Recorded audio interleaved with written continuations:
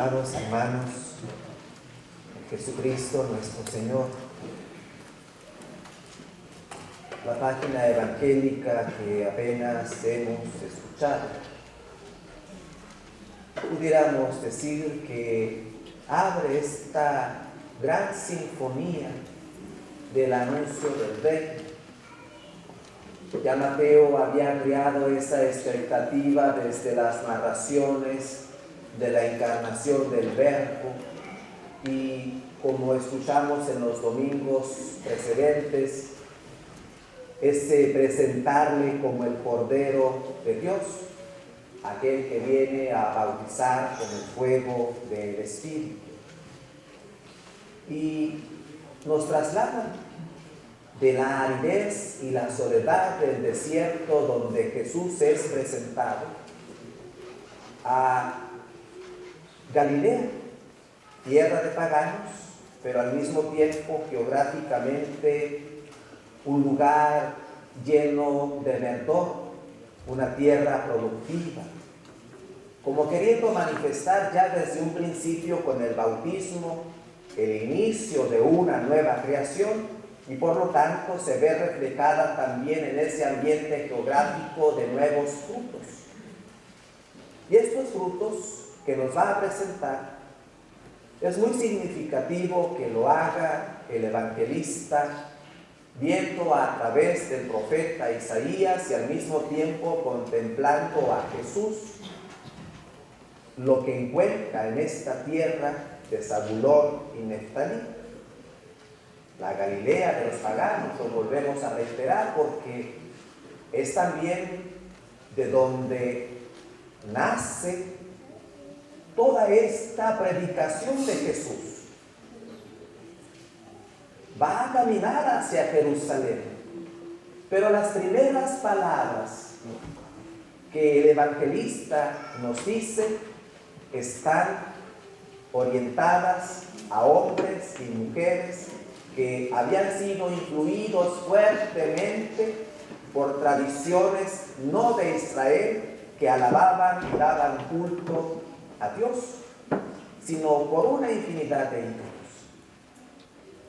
Es también muy significativo, decíamos, que siguiendo al profeta, entonces hable de este lugar como un pueblo que yacía en tinieblas y vio una gran luz. Sobre los que vivían en tierra de sombras, una luz resplandeció.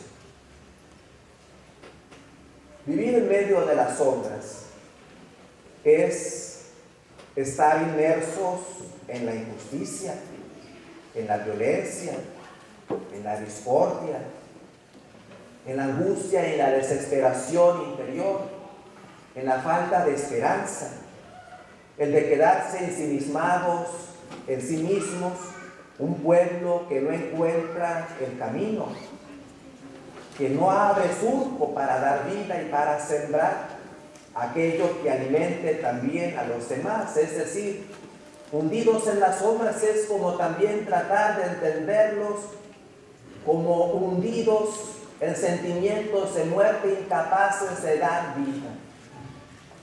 Pero también es muy interesante que manifieste que desde ese lugar de sombras irradia una luz, brota algo distinto.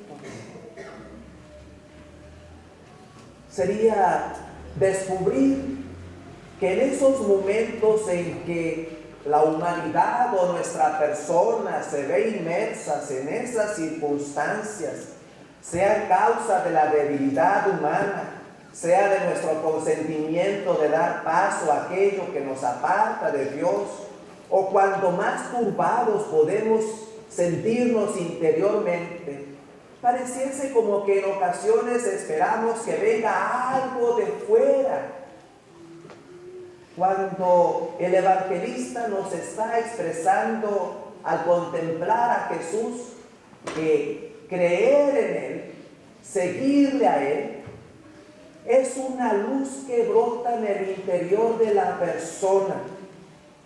Hermosamente el Salmo así nos lo expresa. El Señor es mi luz y mi salvación. ¿A quién voy a tenerle miedo? El Señor es la defensa de mi vida. Brota esa esperanza. Y al mismo tiempo es muy significativo que las palabras que el evangelista pone en labios de Jesús, la primera de ellas sea: conviértanse. Quedaron sin duda muy grabadas en el corazón del apóstol, porque él recibió un llamado a la conversión, a dejar su mesa de recaudador de impuestos y convertirse en apóstol del Señor. Y la conversión para nosotros tiene mucho carácter o sentido penitencial, de sacrificio, como que tenemos que dejar un pedazo de nosotros y emprender un camino lleno de cardos y espinas, es decir, difícil. Y tenemos que vivir como en cierta austeridad. Y el llamado a la conversión en nuestros días como que no tiene mucho eco, porque muchos de nosotros nos sentimos bien. Tal vez no estamos carentes de grandes cosas, pero también no nos hace falta lo sustancial de la vida. No estamos hundidos en las garras del vicio probablemente. Y sentimos de que estamos bien, si lo queremos decir de alguna manera. Y la conversión es algo mucho más que eso. Si es esta luz que brota del interior, sería como algo que va creciendo en el interior. Es un gozo indescriptible. En la medida que me acerco, las tinieblas se van disipando. Lo pudiéramos traducir como: en la medida en que más dialogo y abro mi intimidad a Dios, más crecen mis deseos de vivir, de disfrutar esta vida y disfrutarla entendiéndola en este proyecto divino, no como quiero que sea la vida. Recuerdan cómo lo expresábamos en los domingos anteriores, de dejar de vernos en ese espejo que el mundo nos ha ofrecido y emprender entonces este camino de contemplarnos en este proyecto divino. Y la conversión en ese sentido entonces tendría que reunir al menos las características más esenciales que Jesús comunica. La primera de ellas es sin duda que cuando volvemos nuestra mirada a aquel que nos llama, es que Jesús tiene entrañas de misericordia. Lo que Jesús viene a mostrarnos es la compasión. Y lo pudiéramos decir con palabras de él: sean misericordiosos como su Padre Celestial es misericordioso. Y el descubrir la compasión de Cristo es entonces ponernos también nosotros en camino imitando la compasión de Jesús. También es este redescubrir nuestra dignidad de hijos de Dios, recobrar nuestra identidad, hundirnos en nuestras raíces, descubrir que es a Cristo Jesús a quien buscamos, que no nos reunimos, como dice Pablo, en medio de la división y la contradicción, que no estamos buscando palabras que halaguen nuestros oídos, porque la palabra de Dios en su contenido es exigente, a veces pobre en la manera que se manifiesta, parca en su contenido, pero insondable en su riqueza y profunda en su sabiduría. De dejar de ser nosotros protagonistas para que en la búsqueda de nuestra dignidad, Cristo sea el verdadero protagonista de nuestra vida, porque si en Él está nuestra riqueza y nuestra imagen y semejanza con Dios, entonces nuestra dignidad está en asemejarnos verdaderamente con Cristo Jesús, el hombre perfecto. Y a la vez, la compasión y el redescubrir nuestra dignidad es aprender a sanar las heridas de una humanidad doliente, que no ha visto la luz, que no conoce la verdad, que ha sido abandonada, explotada, oprimida. Y decir humanidad no es hablar genéricamente. Hablamos de nosotros mismos, de los que nos acompañan en nuestro caminar, con aquellos que nos tropezamos diariamente por las calles que recorremos en la ciudad. Es aquí donde tenemos que aprender a sanar las heridas. San Francisco de Asís lo entendió muy bien. Que no busque tanto ser amado, sino amar. Que no busque tanto ser perdonado, sino perdonar. Y en ese hermoso cántico entonces podemos decir, siguiéndolo a él, que donde hay mentira, siempre la verdad. Donde hay injusticia, tener el valor de sembrar la caridad y la justicia que proviene de Dios. Donde hay odio, entonces ser capaz de perdonar y sembrar el amor. Y nos damos cuenta entonces de que hay algo grande, que verdaderamente entonces la luz de Dios está en su iglesia, que se difunde más allá de estas paredes. Por eso, en la medida en que tomamos conciencia de esta grandeza de los hijos de Dios, sin vanagloriarnos nosotros mismos por los dones recibidos, porque todo don es de Dios y proviene de Dios y se manifiesta cuando Dios quiere y no cuando nosotros queremos. Y le buscamos no por lo que nos da, sino por lo que Él es, porque hemos descubierto esta luz y esta alegría. Entonces el llamado tiene razón de ser en medio de un mundo que tal vez también está inmerso en una crisis. Por eso les decía que en ocasiones pareciera que estas palabras que transmitimos de buscar la salvación, la alegría de vivir, para muchos son solamente palabras. O bien esta búsqueda de querer dar razón a todo cuanto hacemos.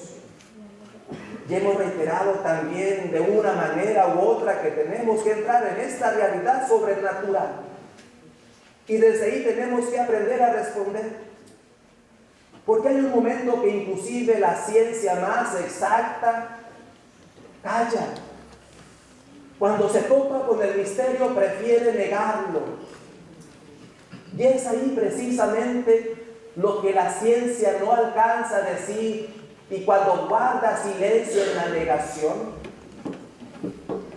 cuando nos damos cuenta es que no puede solucionar todo.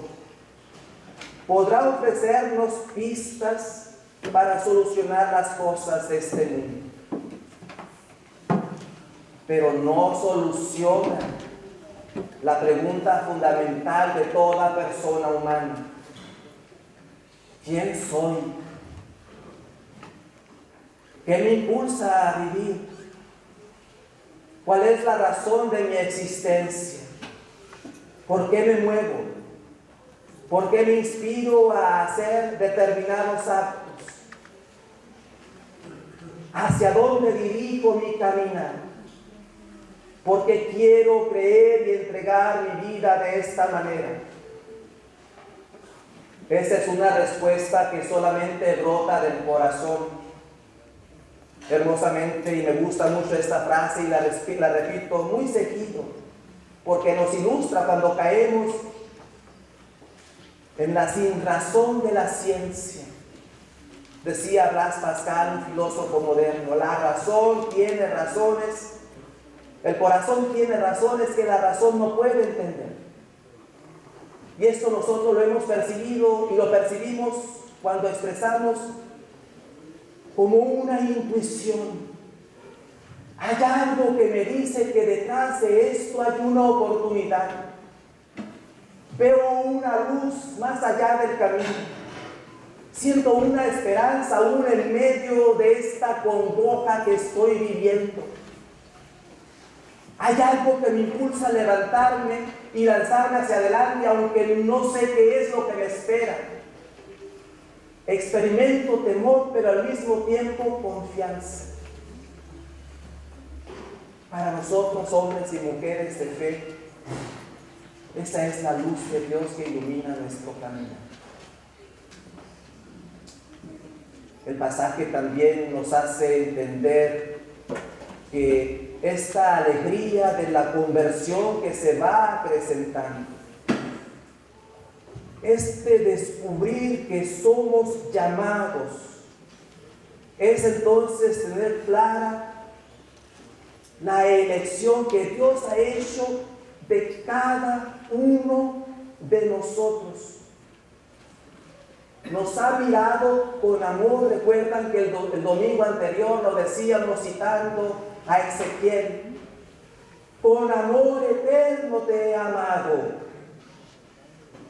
Ha hecho una elección de cada uno de nosotros y nos ama a cada uno como no ama a ningún otro. Y entonces, en ese llamado, como hemos escuchado, ha hecho a estos primeros apóstoles, hay un imperativo: sígueme. Seguir a Jesús no es la confesión del credo que hacemos domingo a domingo. No es tener en nuestro haber y posesión un cúmulo de conocimientos doctrinales. No es el decir practico el bien. Esto no lo tenían los primeros cristianos. Toda esta riqueza teológica que a lo largo de los siglos el hombre ha reflexionado en torno a la persona de Jesús y a los evangelios que nos han dejado como legado, como herencia de los gestos, de las palabras y hechos de Jesús de Nazaret. Para ellos el seguimiento de Cristo era seguir sus huellas,